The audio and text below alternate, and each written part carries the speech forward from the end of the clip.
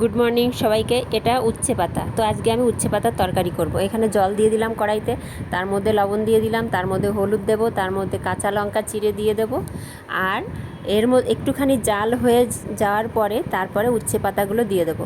তোমরা উচ্ছে পাতা কখনো কোনো দিন খেয়েছো কি না আমি জানি না, তবে এটা ভীষণ ভালো লাগে, ভীষণই টেস্ট।